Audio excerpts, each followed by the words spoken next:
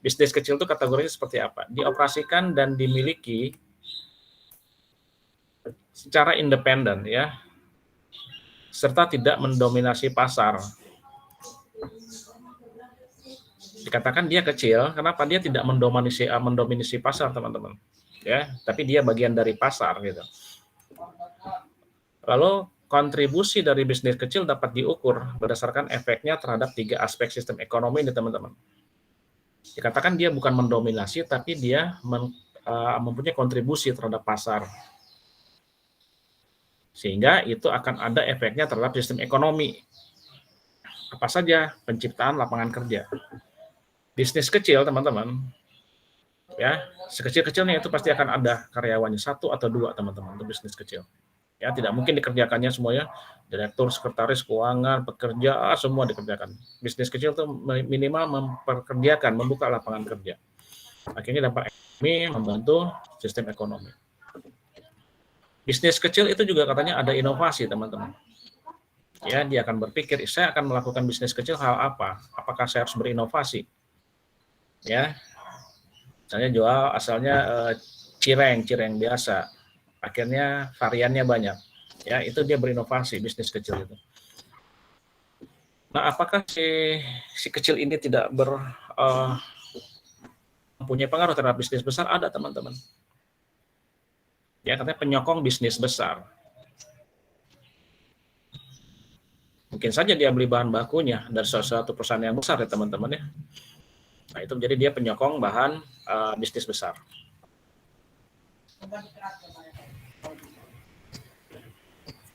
Bisnis kecil di Indonesia jangan dianggap main-main juga ya, teman-teman ya. Di sini dikatakan apa? Dia menyumbang 56,7% dari total pendapatan, teman-teman. 56,7% dan 19,4% dari total ekspor. Berarti dia mempunyai tidak mendominasi, tapi dia punya kontribusi. Ya, dikatakan cukup besar ya, teman-teman ya, hampir lebih daripada setengahnya. Menyumbang 56,7% dari total pendapatan negara. Lalu 19,4% dari total ekspor. Lalu mempekerjakan itu kalau di total dikatakan adalah 79% dari angkatan kerja, teman-teman. Ya, luar biasa. Kategori bisnis kecil bervariasi, teman-teman. Tergantung konteks negaranya. Ya, tidak akan sama negara India dengan Amerika, tidak sama Indonesia dengan Australia atau Indonesia dengan Singapura. Itu akan berbeda konteksnya. Maka kalau khusus di Indonesia, ya, dikatakan untuk Indonesia ini, maka yang kategori bisnis kecil itu apa? Pekerjanya kurang dari 100, teman-teman. Ya, tadi saya ngomongnya ya sedikitnya 1 atau 2 minimal sudah ada. Tapi dikatakan dari kategorinya, pekerjanya itu kurang dari 100. Yang mengatakan itu siapa? Dari Badan Pusat Statistik. Ya, dari BPS. Lalu total pendapatan kotor setahun, ya, itu brutonya sekitar 1 miliar, teman-teman. Ini berasal dari Deperindak, ya. 1 miliar setahun, berarti per bulannya berapa kira-kira, teman-teman? Berapa kira-kira?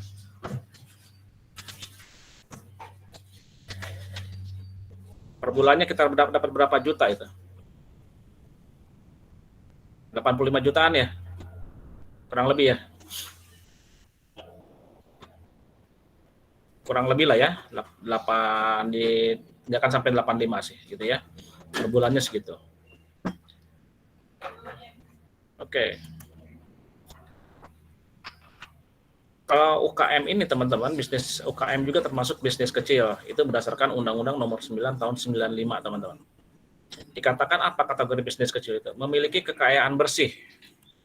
Kekayaan bersihnya berapa? Paling banyak atau maksimal sebanyak 200 juta rupiah. Ya. Kekayaan bersih, sekali lagi saya katakan paling banyak 200 juta rupiah, tidak termasuk harga tanah dan bangunan tempat usaha. Hanya modalnya saja 200 atau kekayaannya 200 juta. Kalau misalnya ditambah tanah ya lebih ya, teman-teman ya, aset tanah atau harga tidak bergerak. Lalu yang kedua, berdasarkan undang-undang itu, memiliki hasil penjualan tahunan paling banyak 1 miliar rupiah, dikatakan tadi. Ya. Lalu usaha yang berdiri sendiri, bukan perusahaan atau cabang perusahaan yang dimiliki. Jadi murni dia sendiri, teman-teman.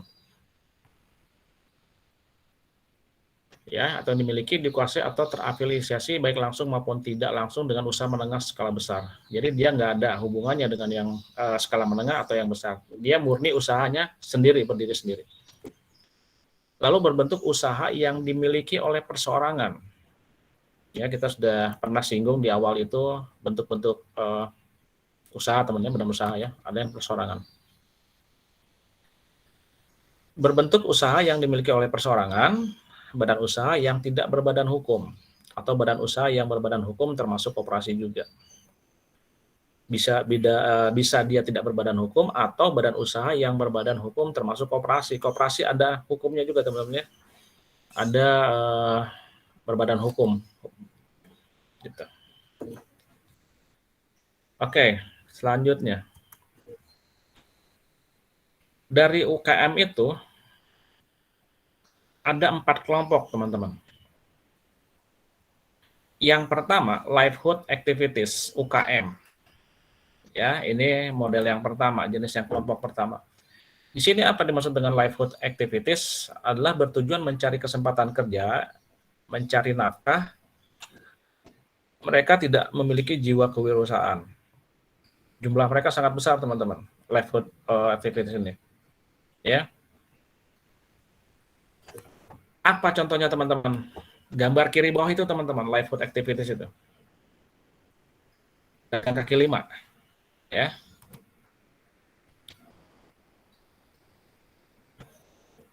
Kenapa ya, teman-teman ya? Siapa yang bisa jawab ya? Kenapa si pedagang kaki lima ini dikatakan tidak memiliki jiwa kewirausahaan, teman-teman? Tapi jumlah mereka sangat besar ya, teman-teman ya, betul ya?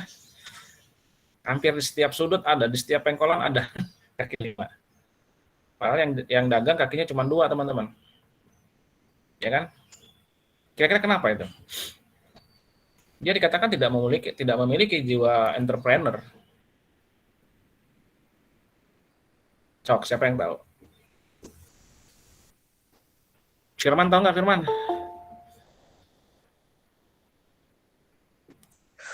Nggak tahu, Pak.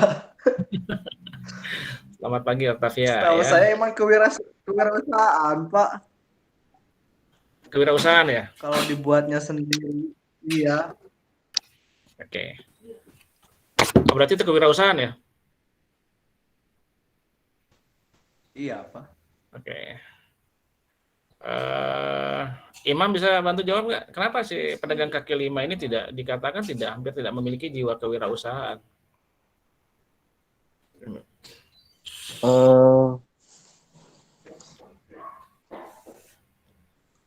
Apa ya, Pak? Liar ya, Pak, gitu ya. Jualannya itu aja mungkin. Oke, itu satu ya, teman-teman ya. Tadi dikatakan bahwa dia berusaha, teman-teman, tapi tidak punya jiwa kewirausahaan. Betul, dia usaha. Usahanya untuk apa? Yang pasti adalah untuk mempertahankan hidup, teman-teman. Itu sudah pasti. Tetapi biasanya nih, ya, kewirausahaan itu, jiwa kewirausahaan itu adalah dia bagaimana mampu membuat usaha dia menjadi sendiri, teman-teman. Ya, kebanyakan memang ada yang usaha sendiri, tapi dengan skala yang sangat-sangat kecil, teman-teman. Atau banyak juga yang pedagang ini menyewa dari orang lain. Ya, apakah itu gerobaknya, apakah itu yang lain-lainnya, teman-teman. Makanya jarang sekali ya. Pak. Kenapa? Tinggal dorong, Pak, gerobaknya.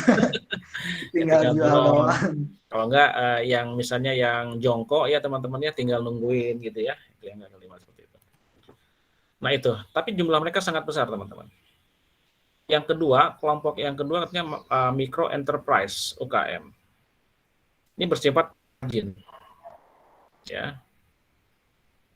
Tidak bersifat kewirausahaan. Tetapi teman-teman, dia juga ini disebut dengan usahanya pengrajin, ya. Jumlahnya cukup besar juga pengrajin ini. Ya. Berarti apa? Si pengrajin ini dia memiliki karakternya berbeda dengan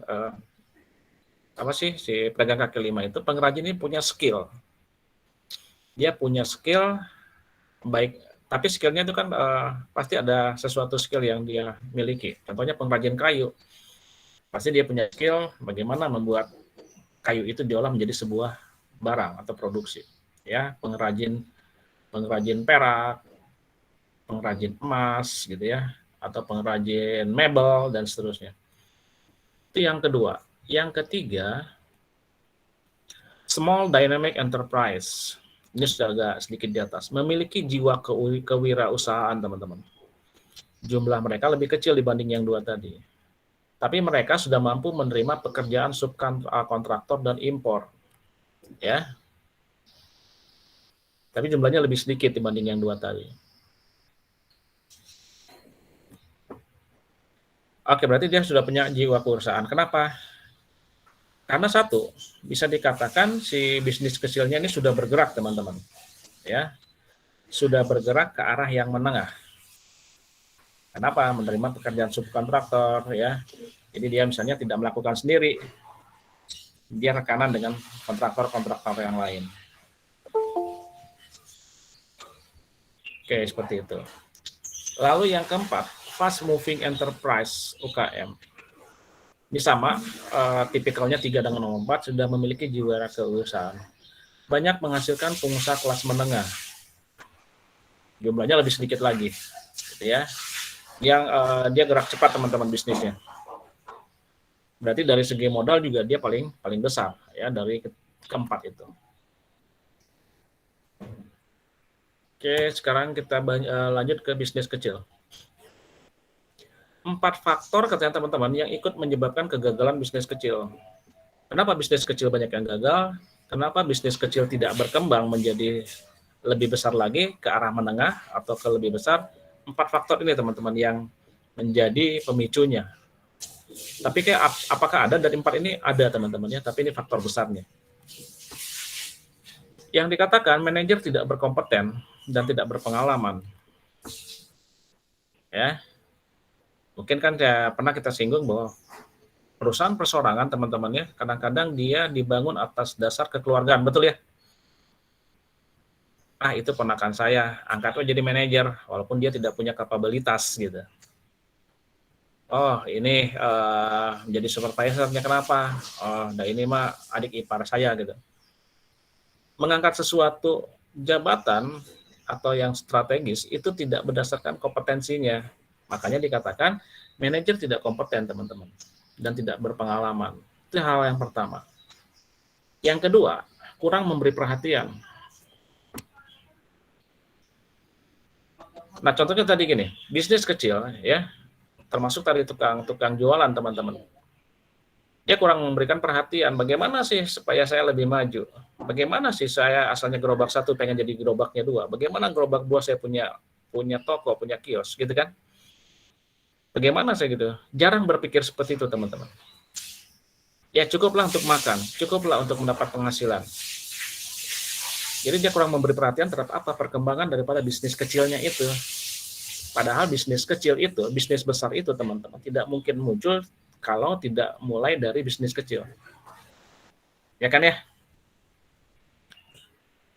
Lalu sistem kontrol yang lemah. Pengendaliannya nggak ada, teman-teman. Bisnis kecil itu ya. Bukan nggak ada, tapi ini yang akan menjadi pemicunya. Kenapa bisa jadi gagal? Kenapa ya omset saya satu hari ini 400.000, kok besok 300, besoknya lagi 200, kembali 300. Apa yang salah gitu? Ya. Apa yang salah nih? Apakah saya jualnya kemahalan atau rasanya menjadi tidak enak? Ya, tidak ada kontrol itu, teman-teman. Lalu yang terakhir katanya tidak cukup modal. Ini yang selalu menjadi apa sih hal utama yang diungkapkan oleh seorang pengusaha yang akan mulai, teman-teman.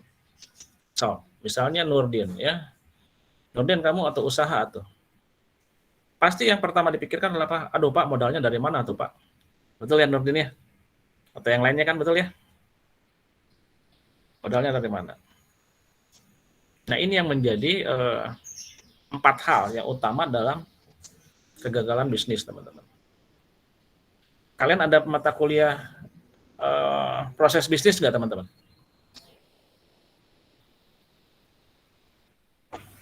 Ada Pak. Semester berapa? Semester ini juga? Bukan Pak, semester sebelumnya kok nggak salah. Sebelumnya ya? Ya. Oke, kalau ingat ya, saya tanya dulu ya, flashback dulu ke proses bisnis. Kalian pernah diminta tugas besar buat bisnis plan?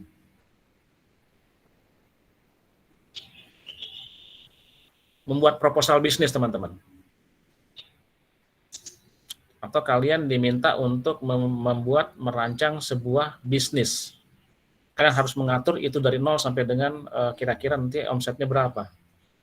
Ada nggak tugas seperti itu?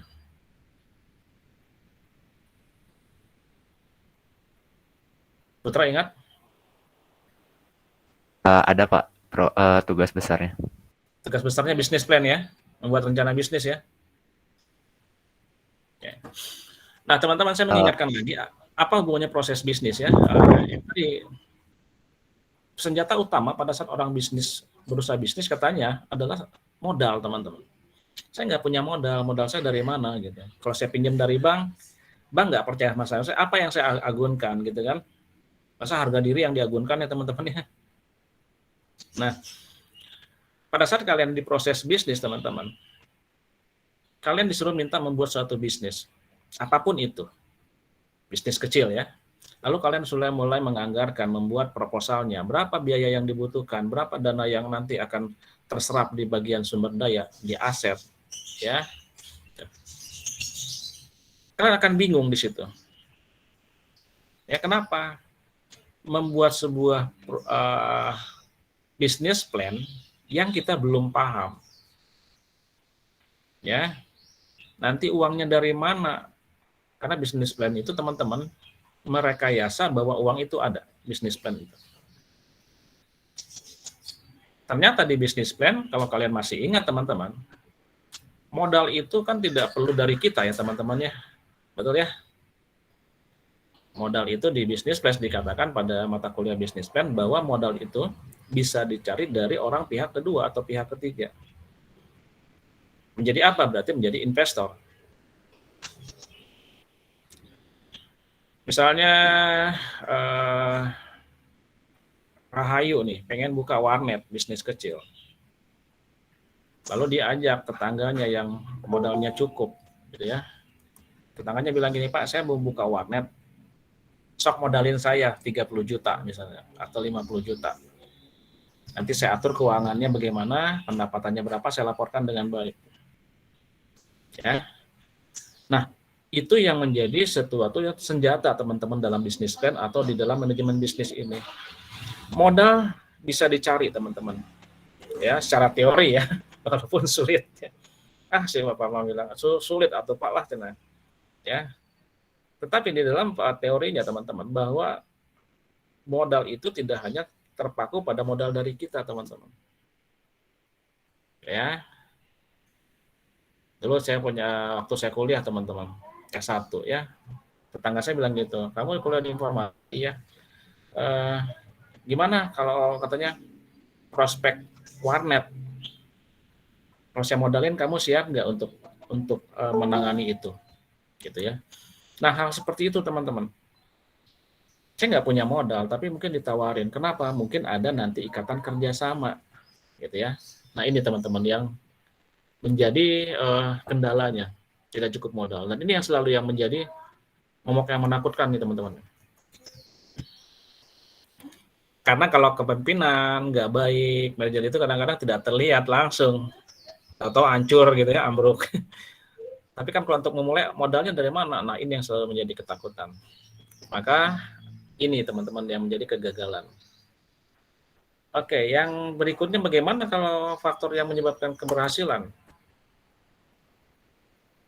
Yang pertama kerja keras, dorongan dan dedikasi teman-teman. Omset saya sekarang 200, kemarin 300, sekarang 200, besok tanya 150. Aduh, saya tetap harus kerja keras dong.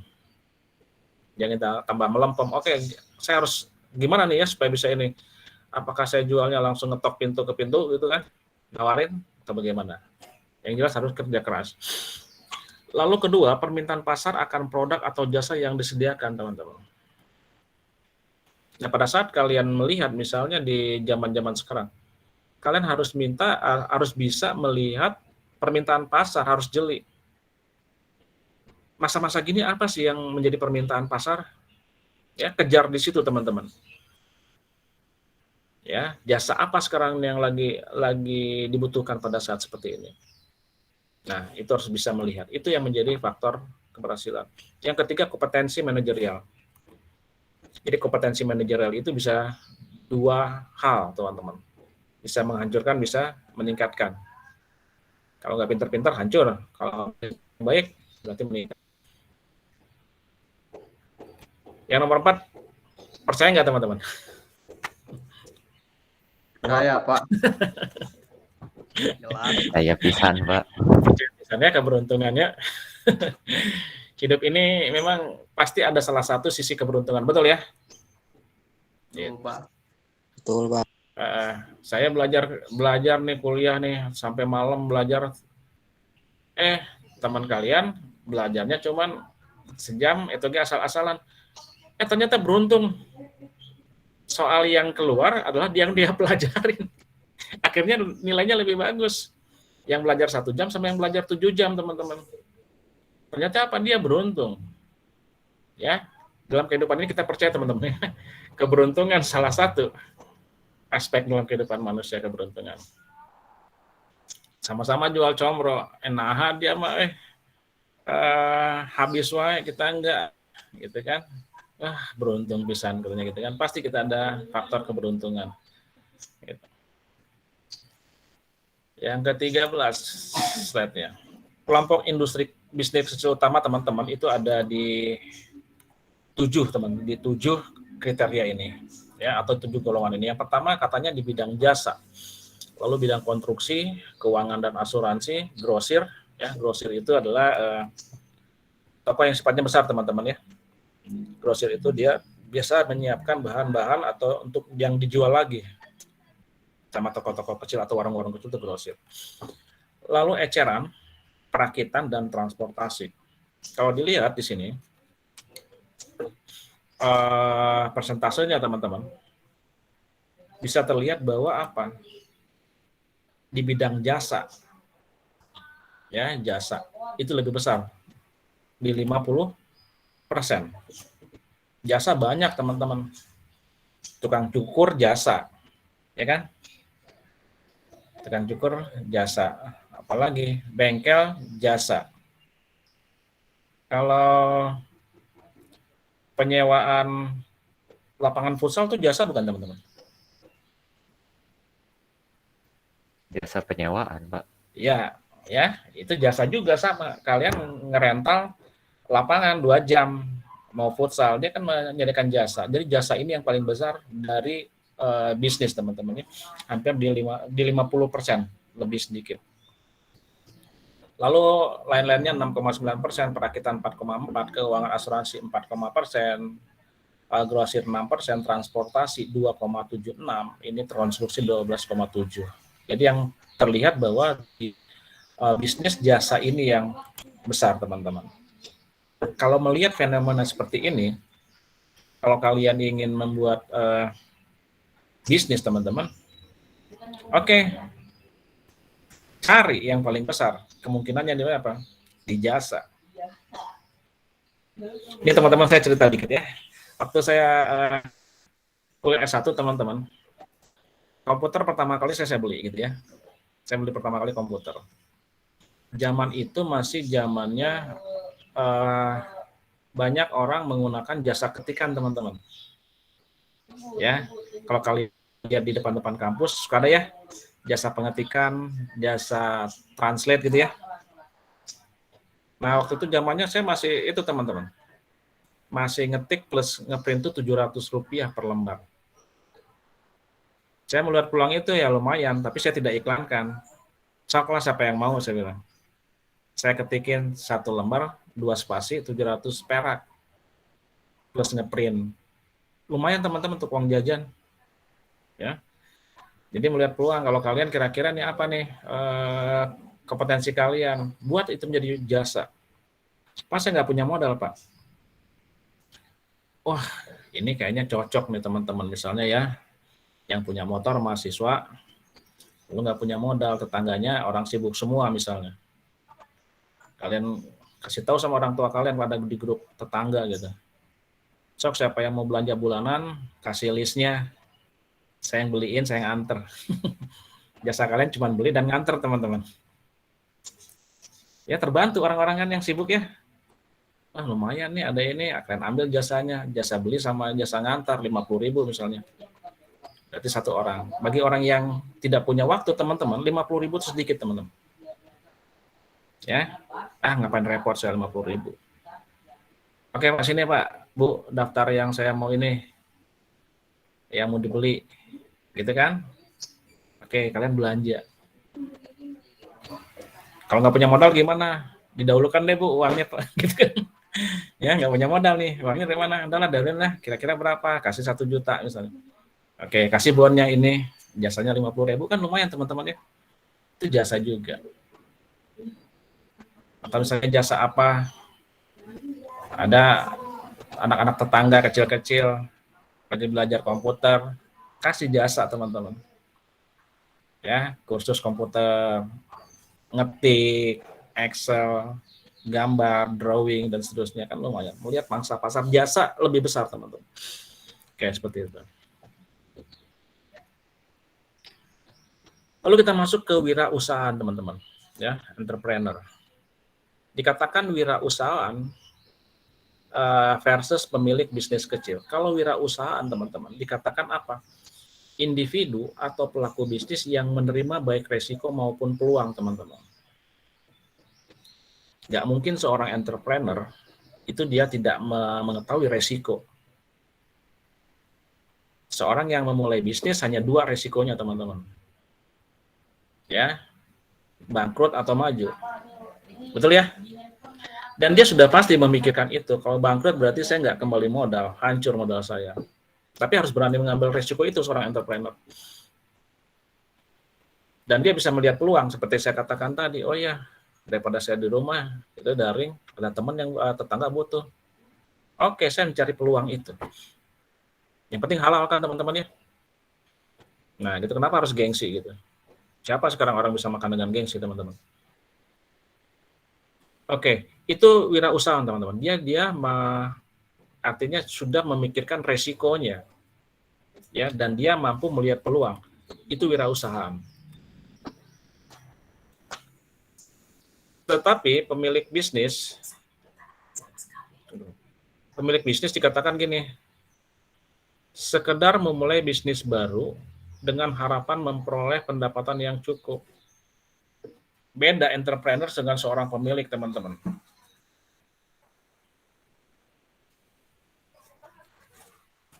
Kalau pemilik bisnis, dia hanya menyiapkan uang, modal. Harapannya apa? Harapannya dengan modal yang saya keluarkan, saya bisa mendapat pendapatan atau mendapat pembagian dividen keuntungan sebesar sekian. Karena dia tidak memikirkan, saya harus ngapain, tidak. Sama halnya seperti gini, saya punya uang 50 juta, Nurdin tolong ini kembangkan 50 juta ini. Gitu ya. Saya nggak melihat peluang, pokoknya saya mempercayakan kepada Nurdin uang 50 juta. Saya hanya memikirkan keuntungan, teman-teman. Tapi kalau Nurdin seorang entrepreneur, dia akan melihat, oh kalau saya mengeluarkan uang 50 juta, maka saya harus berani resiko, saya rugi 50 juta. Itu bedanya antara pemilik bisnis dengan wirausahaan, teman-teman. Ya. Kalau kalian milih yang mana, teman-teman? Wirausahaan atau pemilik bisnis? Zul, kamu milih apa, Zul? Ownernya atau entrepreneur, Jo? Zulmaida? Kalau Zulmaida pilih entrepreneur. Entrepreneur, oke ya. Oke ya, entrepreneur. Kalau saya mending pilih dua-duanya ya. Entrepreneur dan saya punya modal besar. Jadi saya bisa tahu resiko saya apa, peluang saya apa. Tapi kalau memilih betul teman-teman ya. Kalau saya sih ya teman-teman, kalau saya banyak uang saya nggak perlu wirausahaan ya. Ya sudah pemilik bisnis gitu. Udah capek lah coba Aina mikir gitu ya. Tapi betul teman-teman, seorang yang punya idealis seperti kalian itu harusnya kalian berpikir seorang entrepreneur. Kenapa? Saya juga sama entrepreneur. Kenapa? Saya jadi memikirkan bagaimana saya bisa membantu orang lain. Bagaimana saya bisa membantu perekonomian orang lain. Betul ya teman-teman ya? Bagaimana daya kreativitas saya juga bisa tumbuh dengan saya menjadi seorang entrepreneur. Tidak terikat oleh orang teman-teman. Kalau hancur-hancur saya sendiri, kalau saya senang-senang sendiri. Ya, seperti itu teman-teman. Tapi betul teman-teman ya, harus memiliki seorang jiwa entrepreneur. Kalau seorang bagi kita itu sebaiknya kita memilih yang namanya entrepreneur. Oke, kita lanjut. Faktor yang mempengaruhi dalam pembentukan jiwa wirausaha teman-teman ada 3 katanya. Ada personal, diri sendiri ya, diri sendiri. Lalu ada kenapa disebut diri sendiri? Kalau Zulmaida memilih saya Pak ingin menjadi seorang entrepreneur, menjadi kewirausahaan. Tetapi kalau aspek dari Zulmaida itu, dari Zul itu nggak ada teman-teman, maka jangan berani ambil resiko itu juga. Ya, kita nggak punya personal di entrepreneur, ngeri sedap juga teman-teman. Pak berarti kalau gitu nggak perlu dipikirkan dong kalau saya nggak punya konsep entrepreneur. Nggak juga teman-teman. Entrepreneur tuh bisa dipelajari, ya kan? Entrepreneur tuh bisa dipelajari. Bagaimana merubah mindset kita dari seorang karyawan menjadi seorang owner, pemilik, itu bisa dipelajari teman-teman. Nah dikatakan apa yang mempengaruhi dalam itu adalah jiwa personal teman-teman. Yang pertama adalah personalnya. Dia sanggup nggak dengan resiko? Ya, itu. Yang kedua sociological teman-teman.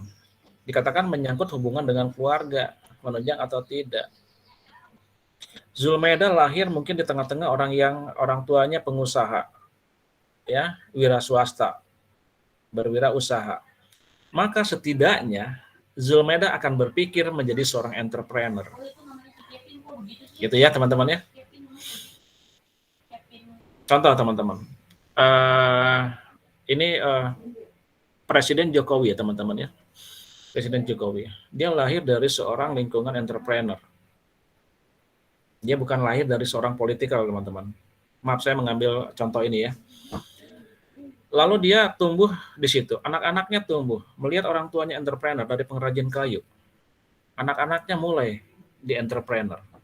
Terlepas teman-teman dari hal yang lain ya. Kita tidak berbicara politik di sini.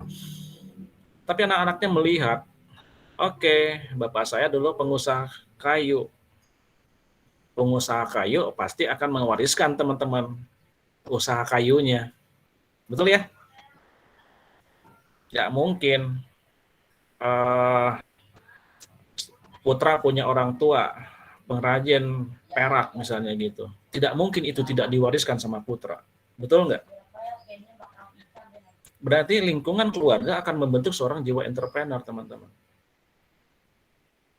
Yang lebih parah bagaimana? Seorang owner, orang kaya luar biasa, pemilik bisnis, dan dia lahir dari orang kaya, teman-teman. Malah kadang-kadang nggak suka anaknya bilang, oke saya akan wirausaha sendiri. Nggak suka. Malah dibilang gini, kamu akan meneruskan kepemimpinan saya di perusahaan ini. Pasti dibilang seperti itu. Betul nggak? Karena yang diwariskan adalah dari orang tua, teman-teman. Kalau orang tuanya pengrajin, orang tuanya entrepreneur, dia akan mewariskan itu juga kepada anaknya. Kalau orang yang sudah besar, konglomerat, dia akan juga mewariskan, bukan entrepreneurnya yang diwariskan. tapi adalah apa? Aset-asetnya semua.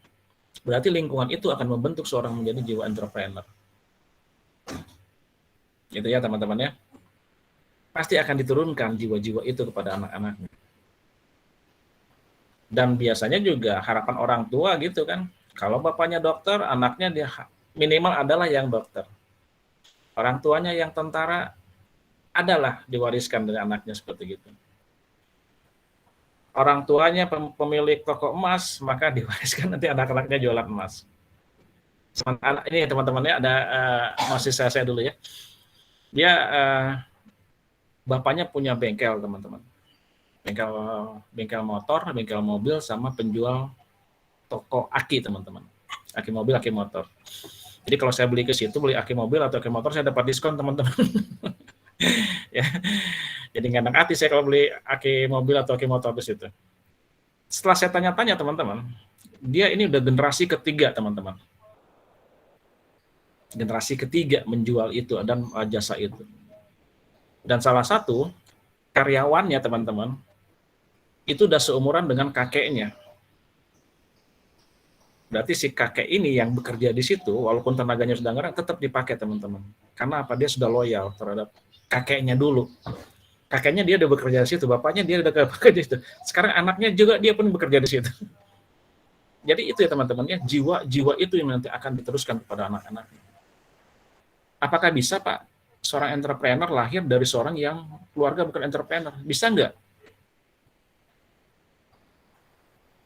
Bisa teman-teman. Misalnya kalian nggak ada seorang orang tua kalian, lingkungan kalian yang entrepreneur, tapi kalian menjadi seorang entrepreneur bisa.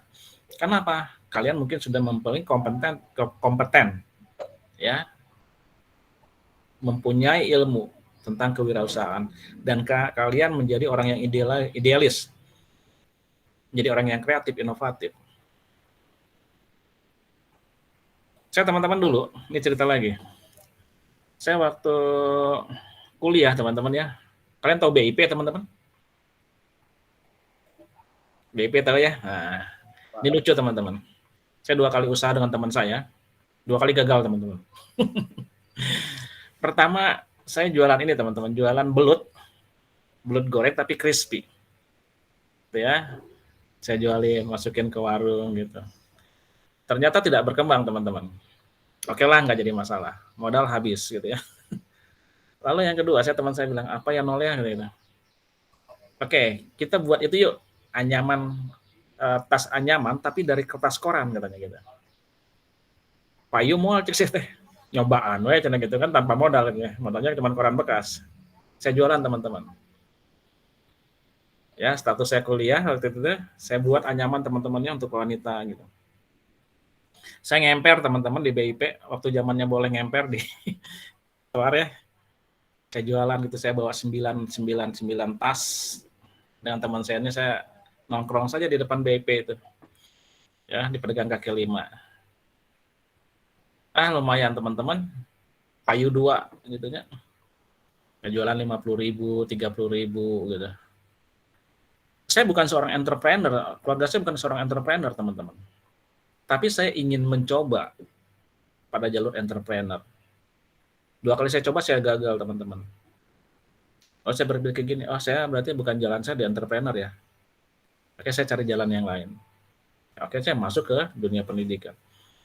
Gitu. Tapi di situ juga saya sudah mengajar, teman-teman. Ya, pada zaman itu. Karena saya kan, waktu saya kuliah S1 itu saya sudah mulai belajar, bekerja, teman-teman. Ya, dari semester 3 S1 saya sudah mulai coba mengajar, coba bekerja gitu.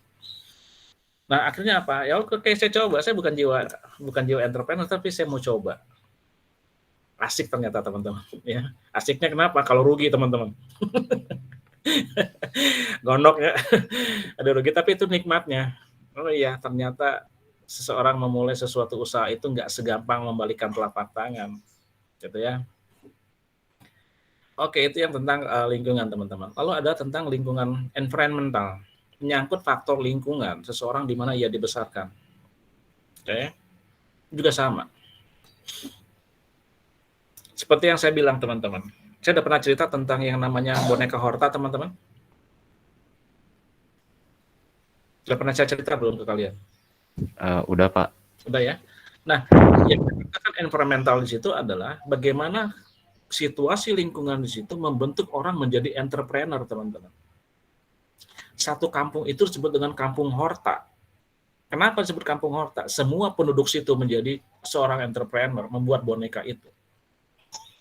Ya, bagaimana di daerah Ciawi ya teman-teman, Tasikmalaya ya, yang anyaman itu teman-teman betul ya Ciawi ya,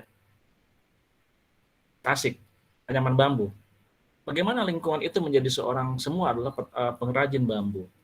Kenapa lingkungan environmentalnya membentuk mereka?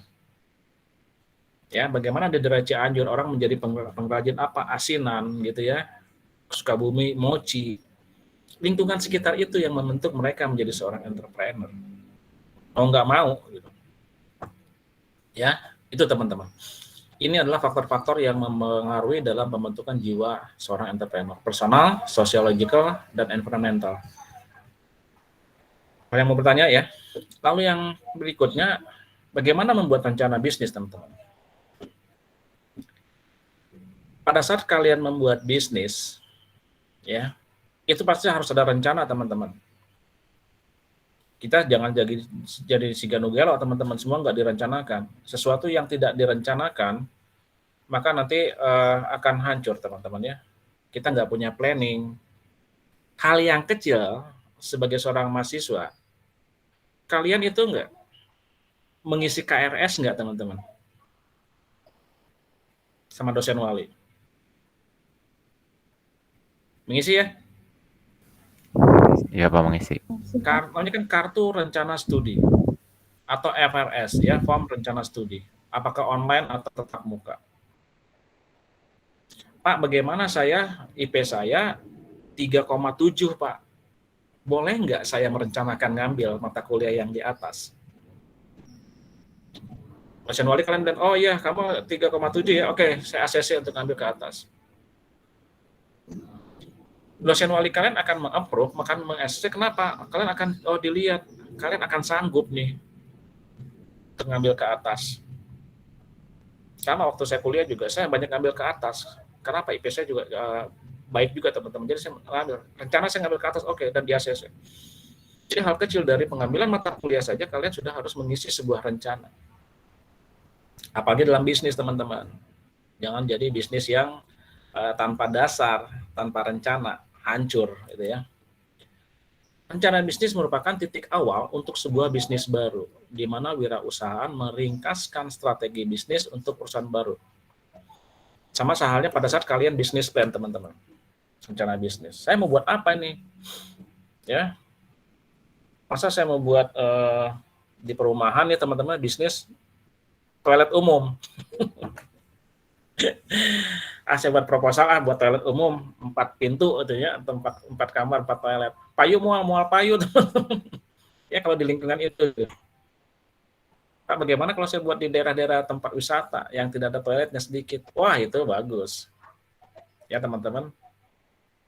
Dan yang kalian tahu, teman-teman, yang buka bisnis toilet itu yang di terminal, di rest area, itu luar biasa, teman-teman. Ternyata income-nya. Ya, kan bisa hitung.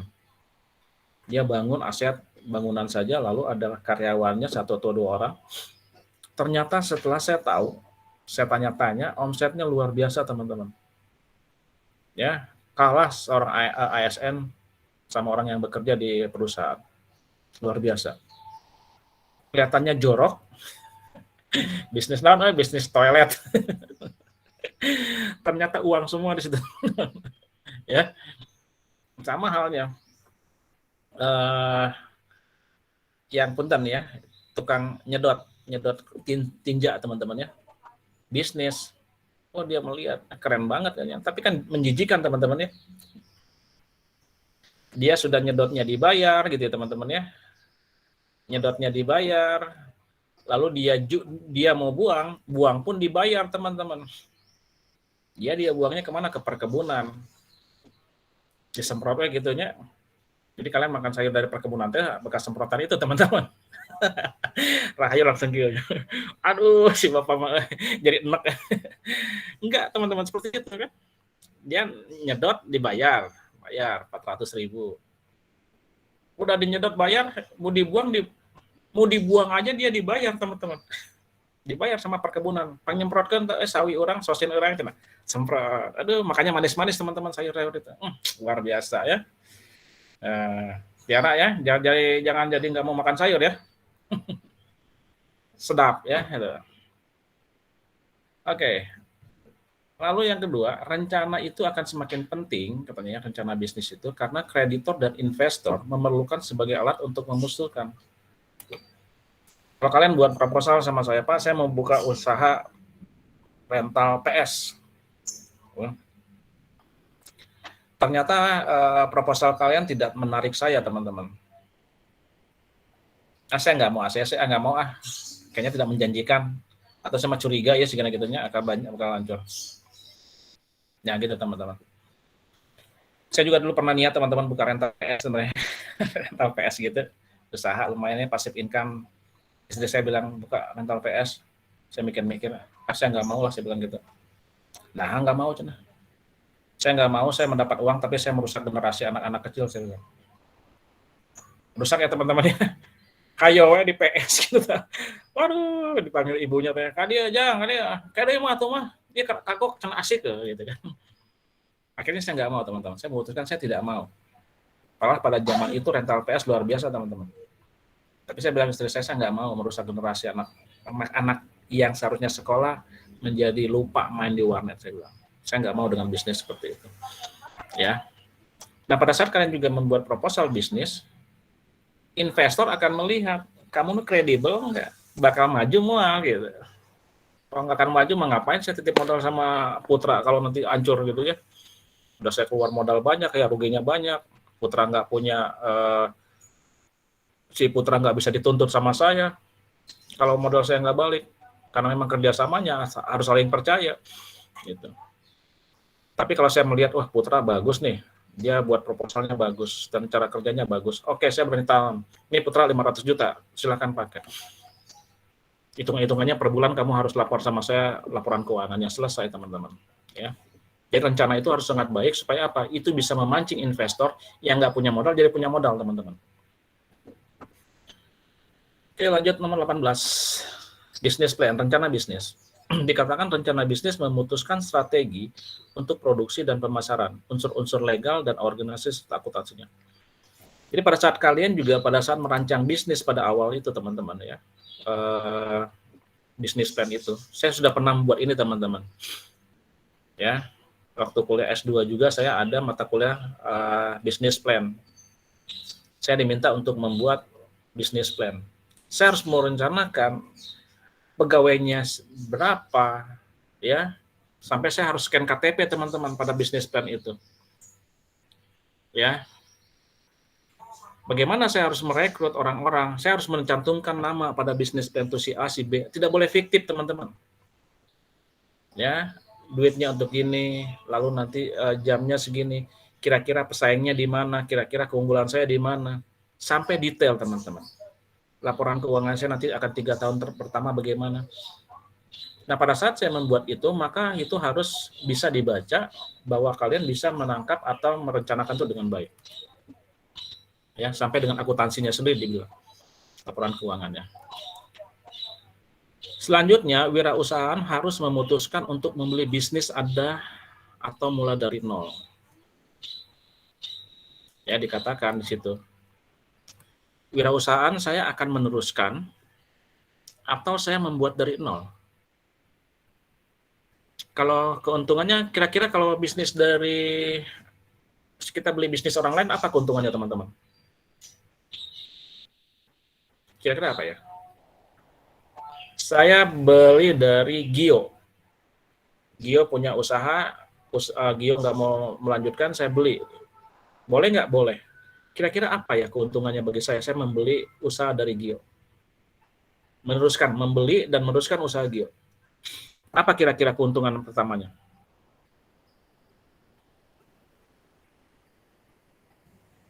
Nggak ribet lagi, Pak. Tinggal narusin aja. Saya nggak ribet lagi ya. Kira-kira apa lagi? Pelanggannya, Pak. Kenapa Panji? Pengamat Panji? Pelanggannya sudah tahu Good. produknya ya gitu. Ya, kita nggak susah lagi cari pelanggan, betul ya? Pelanggan Gio kan pasti akan sama kita juga dong, karena kita meneruskan. Dia nggak tahu siapa pemiliknya, tapi dia sudah tahu, oh ini punya Gio, padahal nggak tahu orangnya sekarang udah berubah. Ya, itu teman-teman ya. Jadi keuntungannya gitu. Kerugiannya ada ya, ada juga. Kelebihannya tadi saya nggak perlu ribet-ribet lagi gitu ya. Lalu saya sudah punya pasar. Tapi kerugiannya apa? Kerugiannya teman-teman, kalau track record dari Gio itu jelek teman-teman. Ya, Gio jual ke saya, Pak, saya mau Bapak meneruskan nggak jual jasa saya, jasa cuci mobil, ya, pakai hidrolik. Oh, Gio berapa? Oke, segini deal. Keuntungannya saya nggak perlu cari konsumen lagi ya, berpikir positifnya teman-teman. Pasar saya sudah jelas, dan saya tahu daerahnya strategis. Tetapi bagaimana kalau Gio menjual barang yang jasanya yang jelek teman-teman?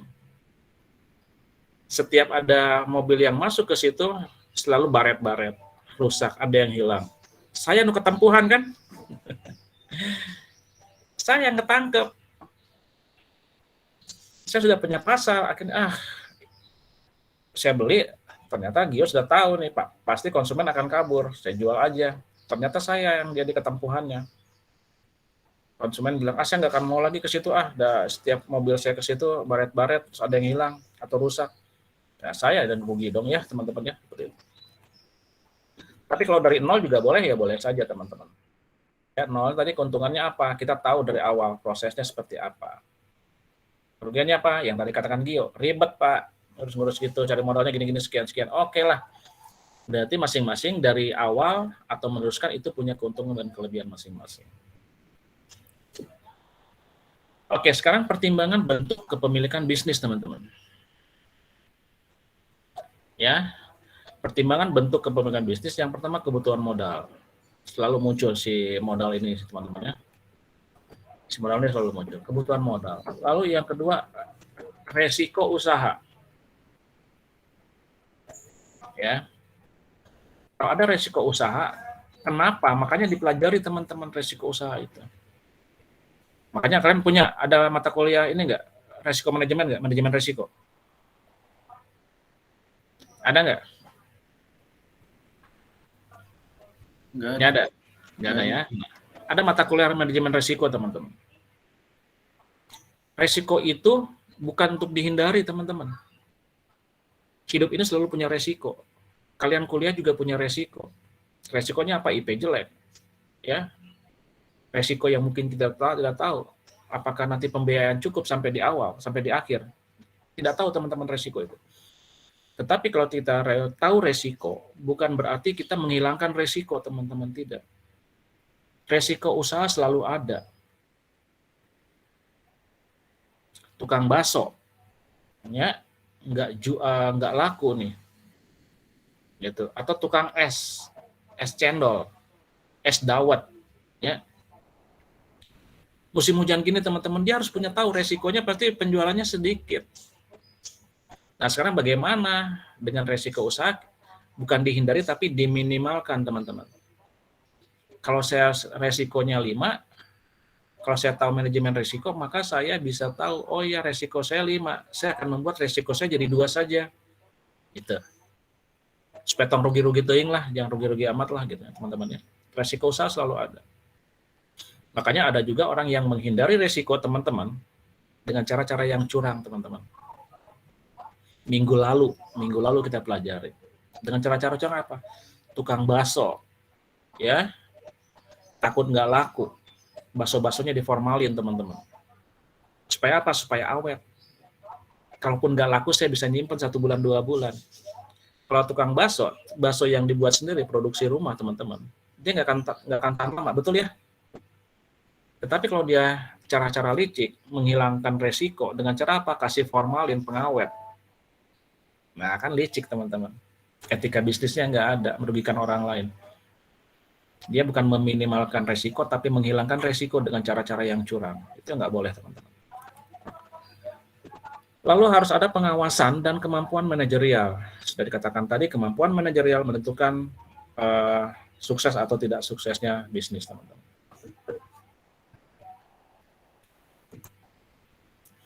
Oke, sini kepemilikan organisasi bisnis. Ada yang secara umum saya akan bahas ini, teman-teman. Bentuk perseorangan, bentuk bisnisnya, lalu persekutuan umum dan perusahaan. Tanggung jawabnya untuk usaha perseorangan apa? Diri sendiri, temannya pribadi ya, tidak terbatas. Kalau saya pemilik perusahaan, perseorangan, saya pemilik modal, saya direksinya, maka tanggung jawab saya tidak terbatas, teman-teman. Apapun bisa saya lakukan. Ya. Lalu kalau kontinuitasnya berapa? Gimana? Apakah lanjut atau tidak usaha saya? Tergantung saya juga katanya. Kalau saya mati ya sudah selesai bisnis saya. Ya. Paling diteruskan sama anak saya atau keturunan saya gitu. Atau kalau saya nggak mati gitu ya misalnya, saya udah putuskan aja. Saya malas, saya udah capek, udah tua misalnya, saya stop. Saya nggak akan kasih ke siapa-siapa, saya tutup saja bisnisnya sudah. Nah itu keputusan untuk perseorangan. Lalu manajemennya juga sama. Siapa yang ngatur? Ya dia sendiri. Semua segala-galanya sama dia. Tidak terbatas dong, unlimited. Suka-suka dia aja lah ya. Gitu. Sumber investasinya karena perseorangan ya modalnya dari dia sendiri. Lalu yang persekutuan umum. Tanggung jawabnya siapa? Pribadi, teman-teman. Tidak terbatas juga. Ya, lalu kontinuitasnya berakhir karena kematian atau keputusan sekutuan. Sekutuan ini berarti dia punya partner, teman-teman ya. Lalu manajemennya apa? Tidak terbatas atau tergantung pada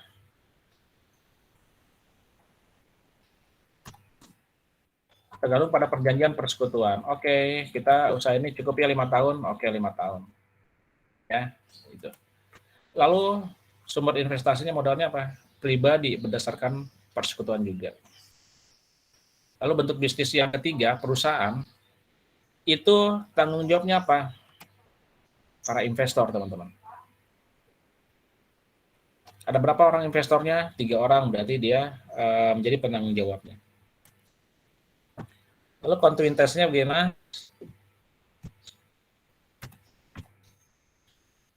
Seperti yang dicantumkan dalam ada ART.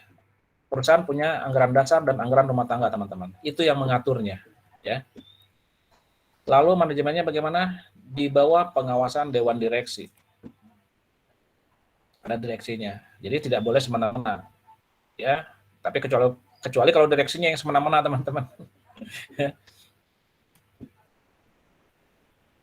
Nah, sumber investasinya, sumber modalnya dari mana? Dari beli saham. Saya katakan tadi, saya mau bikin perusahaan, Nurdin, Muhammad Panji, Firman, Zulmaeda, Natalinda, 5 orang saya pilih. Saya tahu kalian borjo-borjo ya, banyak duitnya. Saya mau jual nih, per lembar sahamnya misalnya 20.000. Natalinda, kamu mau beli berapa? Saya cukup lah Pak, 2.000 lembar. Wih, gila ya kan ya, 2.000 lembar kali 20.000. Hitung sendiri ya, saya malas ngitungnya. Zul, berapa Zul? Saya mau lah ngambil 1.500 lembar saham. Ya. Firman berapa? 5.000. Wah semua ya, ribuan. Nah maka modal itu terkumpul teman-teman dari saham-saham yang kalian beli. Sekarang siapa yang menjadi tingkat keputusan besar? Yang memiliki saham terbesar, yang memiliki modal terbesar. Jadi yang beli sahamnya kecil jangan jadi kecewa teman-teman. Kok suara saya nggak didengar ya? Gitu ya. Karena memang gitu sifat dari perusahaan yang memberikan investasi lewat modal saham teman-teman.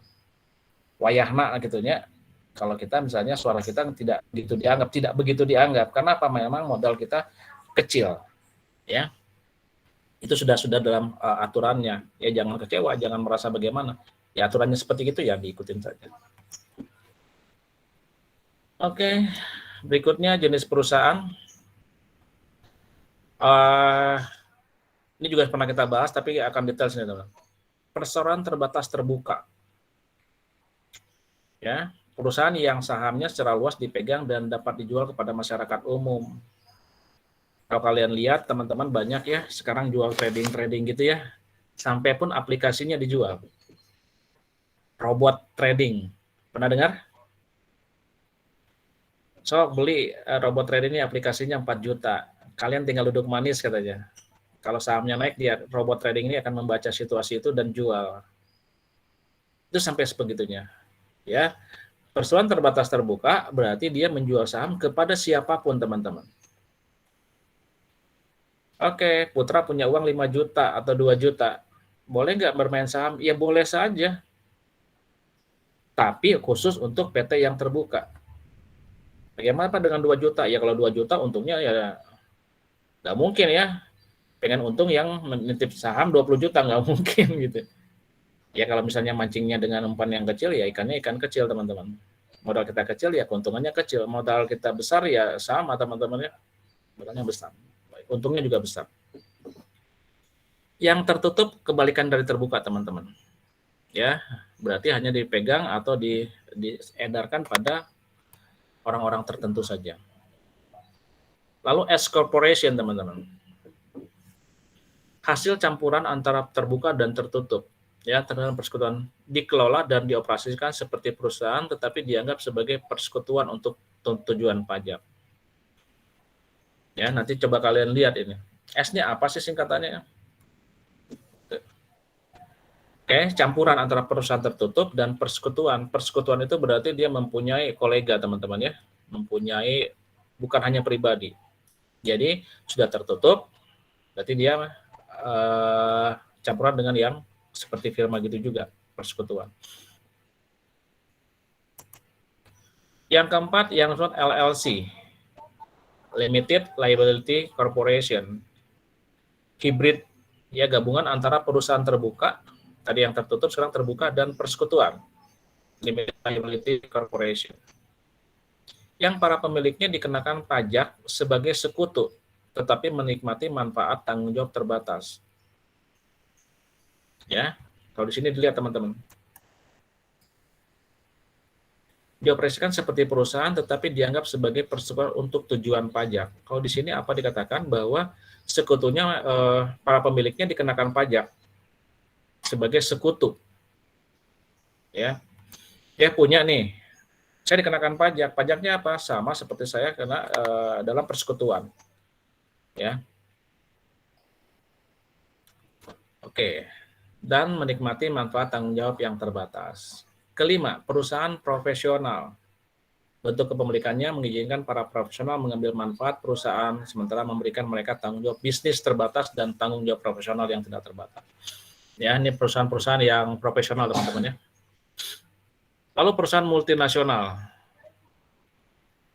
Bentuk-bentuk yang sudah melintas batas-batas negara, teman-teman. Go public ya. Perusahaan-perusahaan yang go public. Berarti dia sudah multinasional. Bagaimana dengan pengelolaan perusahaan, teman-teman? Kalau yang perusahaan, pemegang saham itu ada dua. Ya, pemegang saham, bagaimana dia mengelola perusahaan? Yang kalau dia saham dividen biasa, itu satu dengan cara pemegang saham. Saham itu ada dua model, teman-teman. Saham dividen, ya, ini dividen, atau yang biasa, pembagian laba untuk pemegang saham berdasarkan saham yang mereka miliki. Yang katakan saya tadi, Putra punya uang 2 juta, pemegang saham biasa, oke, dia hanya kebagian berapa? Dividennya. Dividen itu adalah bagian sisa hasil usaha ya teman-teman ya.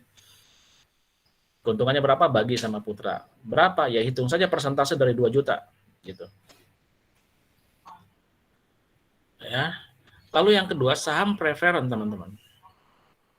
Merupakan saham yang pemegangnya mempunyai hak lebih dibandingkan dengan hak pemilihan saham biasa. Itu ya. Sama haknya di PBB, teman-teman ya. Sama seperti hak veto lah. Hak veto kan punya kelebihan ya, teman-teman ya. Negara yang punya keputusan bisa mengambil keputusan yang dia berbeda dengan negara anggota yang lain. Jadi preferen juga sama. Dia sama-sama pemegang saham, tetapi dia mempunyai hak lebih, ya, hak eksklusif lah dikatakan itu ya.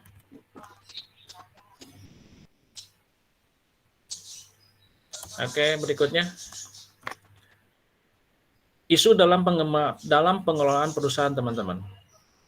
Bisa terjadi dalam pengelolaan itu terjadi seperti ini. Ada merger. Penggabungan dua perusahaan atau lebih menjadi satu. Ya. Nah, artinya merger ini kira-kira kenapa ya teman-teman ya? Bisa terjadi ya. Kerja sama usaha, Pak.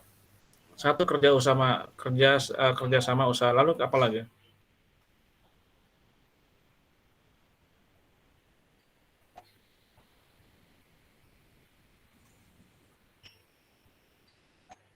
Ya, merger itu adalah kerja sama usaha, betul ya, Putra ya. Jadi, tapi biasanya mergernya dalam satu bidang yang sama, gitu ya. Bank itu banyak yang di merger, teman-teman. Kenapa?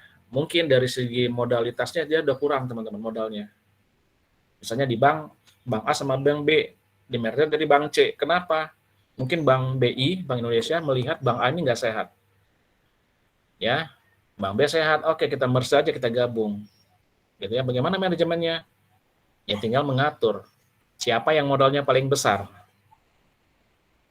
Bank A 5 miliar misalnya, Bank B 7 miliar, 8 miliar, berarti manajemennya akan diambil oleh yang Bank B. Gitu ya. Tapi boleh nggak mengambil dari yang A? Ya boleh saja, silakan. Itu aturan main dari kedua perusahaan. Merger tuh ada 3, teman-teman. Merger vertikal. Perusahaan berasal dari tingkat operasional berbeda, ya, tetapi masih dalam satu industri yang berkaitan. Ya. Jadi sebenarnya vertikal itu ke atas. Dia di bergerak bidang yang sama, industri yang sama gitu ya. Tetapi tingkatnya berbeda, teman-teman. Yang saya katakan tadi mungkin ya, Bank A sama Bank B. Yang ini udah kurang sehat. Bank A misalnya kualitas A. Bank A kualitasnya C misalnya. Bank B kualitasnya B. Oke, supaya sama-sama kuat, di-merge saja. Berarti yang A ini akan ditarik ke atas. Masih industri yang sama. Gitu. Lalu merger horizontal. Perusahaan berasal dari satu industri yang sama dengan tingkat kegiatan yang sama. Ya, tadi industrinya yang sama, satu industri. Kalau ini tingkat kegiatannya yang sama, teman-teman. Ya. Oke, lalu yang ketiga, konglomerasi. Perusahaan berasal dari industri yang berbeda. Boleh nggak digabung? Ya boleh saja, silakan. Karena ada aturannya yang disebut dengan konglomerasi. Aturan mainnya seperti apa? Ya sepakati saja sama-sama. Gitu. Lalu akuisisi, teman-teman. Pembelian satu perusahaan oleh perusahaan lainnya. Di bank juga ada teman-temannya diakuisisi ya.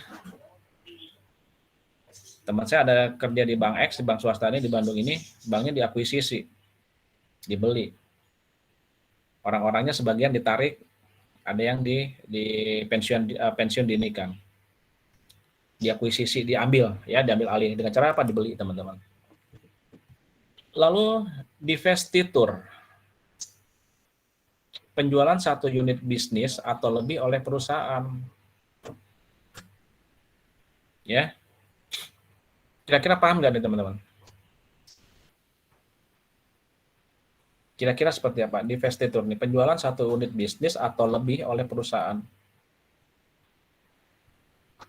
Perusahaan kan biasanya ada nih teman-teman ya, perusahaan itu mungkin banyak dia usahanya, ya, usaha. Atau unit bisnisnya banyak. Oke, saya nggak sanggup lagi, makanya saya jual unit bisnis yang ini. Contoh teman-teman gini. Dulu pernah dengar namanya Cipaganti, teman-teman, perusahaan Cipaganti. Rental mobil, lalu ada apa lagi ya? Travelnya ya. Lalu sampai dia ke alat-alat berat ya. Sewa alat berat. Kalau dia divestitur, teman-teman. Cipaganti misalnya, saya akan jual lah bisnis saya, unit saya untuk yang tentang alat berat. Alat beratnya bisnis alat beratnya saya jual. Boleh nggak? Boleh. Nah itu yang disebut dengan divestitur. Tapi dia masih mempunyai di bawah oleh Cipaganti teman-teman. Tapi kepemilikan bisnis untuk itu diambil alih sama orang lain atau dijual sama orang lain. Jadi unitnya yang dijual teman-teman, bukan keseluruhan. Gitu ya. Unit bagian kecilnya. Lalu spin off. Strategi menata satu atau lebih unit koperasi dengan sebagai korporasi ya. Korporasi bukan koperasi teman-teman. Strategi menata satu atau lebih unit korporasi sebagai korporasi baru yang mandiri. Nah, sama juga teman-teman ini. Menata dari satu bagian kecil, satu unit kecil ditata supaya dia menjadi sesuatu yang baru dan mandiri. Yang selama ini harus dipantau terus, disuntik terus dananya sama induknya, sekarang coba ditata lebih baik supaya dia ini bisa mandiri, ya. Spin off itu namanya. Lalu yang terakhir teman-teman ya, ini BUMN. Badan Usaha Milik Negara. BUMN yang sebagian besar sahamnya dimiliki oleh negara kekayaan dipisahkan berdasarkan peraturan pemerintah. Makanya ada Menteri BUMN ya teman-teman ya. Dia mengatur badan usaha milik negara apa saja ya, kalian tinggal cari BUMN apa saja. Ada PLN gitu ya, ada Pertamina, ada perbankan, Bank Mandiri, teman-teman seperti itu. Ya, itu BUMN. Berdasarkan peraturan pemerintah katanya ya. Oke, punya BUMN tergantung dari apa menjadi produknya. Karakteristik dari BUMN, usahanya bersama membantu pemerintah. Ya, sudah pasti karena punya pemerintah ya. Dalam membangun public utilities. Ya, di dalam membangun bagaimana kebutuhan masing-masing daripada masyarakat. Oke, Pertamina untuk membantu utilities tentang apa? Tentang kebutuhan, tentang bahan bakar misalnya. Ya, bagaimana tentang perbankan? Oke, Bank BUMN mengatur tentang jasa keuangan, mengatur itu. Tergantung yang dikatakan public utilities. Menghasilkan barang karena pertimbangan dan keamanan dan kerahasiaan harus dikuasai negara. Pertamina teman-teman ya, itu dikuasai oleh negara. Rahasianya tidak boleh keluar dari Pertamina atau dari negara Indonesia. Lalu melaksanakan kebijakan strategis pemerintah.